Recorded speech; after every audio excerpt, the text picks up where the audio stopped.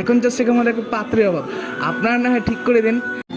সূর্যাস্তের সময় চলে আসলাম সূর্য উদয়ের জায়গায়। জি গাইস, আমি চলে আসলাম সানরাইজে।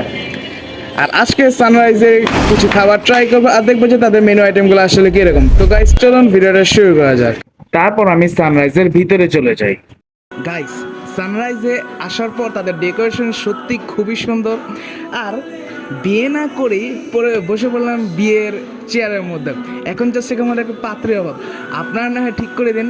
যাকে জোকস পার্ট, অন্যথায় সানরাইজের যে ডেকোরেশন সেটা আমার কাছে খুবই ভালো লাগলো।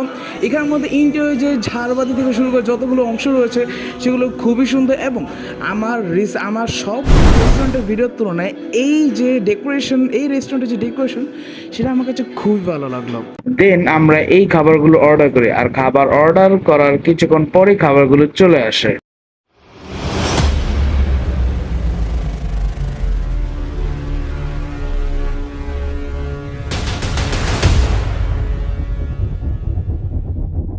সবার আগে আমি ট্রাই করি তাদের পিৎজাটা। আর এই পিৎজাটা দেখতে কিন্তু খুবই জুসি আর খুবই সুন্দর লাগছিল দেখতে।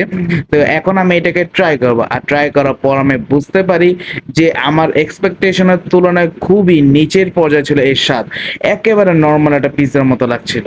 তারপর আমি ট্রাই করি তাদের নাচোস, আর এই নাচোসের ভিতরে কিন্তু মাংস দেওয়া ছিল। আর এই নাচোসটা যখন আমি খেলাম তখন আমি বুঝতে পারলাম যে আমার এক্সপেকটেশনের তুলনায় অনেক ভালো ছিল এটা খেতে। তারপর আমি ট্রাই করি তাদের পাস্তা। আর এই পাস্তা কিন্তু আমি কিনি নাই, বরং তাদের এখানের মধ্যে অফার চলছিল 12 ইঞ্চি পিৎজার সাথে 2টা পাস্তা ফ্রি। এই ফ্রি পাস্তাটা আমি ট্রাই করার পর আমি বুঝতে পারলাম যে এটার স্বাদ খুবই ভালো ছিল, আর এটা গরম গরম ছিল, এ কারণে খেতেও খুব ভালো লাগছিল।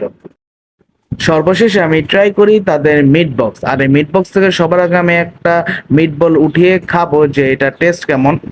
আমি যদি মিট বলের টেস্ট এর কথা যদি বলতে, যে খুবই এভারেজ লাগছিল। আর এটা ওই রকম মানে মশলাদার ছিল না, তো এই কারণে এভারেজ। তারপর আমি ফ্রেঞ্চ ফ্রাই ট্রাই করি, এটাও খুবই নর্মাল, খুবই এভারেজ। এটার দাম নিয়ে আসে 200 টাকা।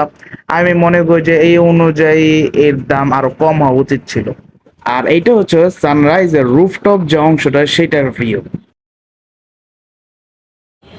তো গাইজ, আপনারা যদি আমার সম্পূর্ণ ভিডিওটা যদি দেখে থাকেন তাহলে আশা করি আপনারা বুঝতে পেরেছেন যে এই রেস্টুরেন্টের সম্পর্কে, খাবারের মতামত সম্পর্কে আমার কি ধারণা। আর আপনারা যদি এই রেস্টুরেন্টে এর আগেও যদি এসে থাকেন তাহলে অবশ্যই আমাকে কমেন্ট বক্সের মধ্যে জানাবেন। তো আমি আপনাদের কাছ থেকে বিদায় নিচ্ছি এখন। আপনারা দেখছেন মাহিন্স ফুড ওয়ার্ল্ড।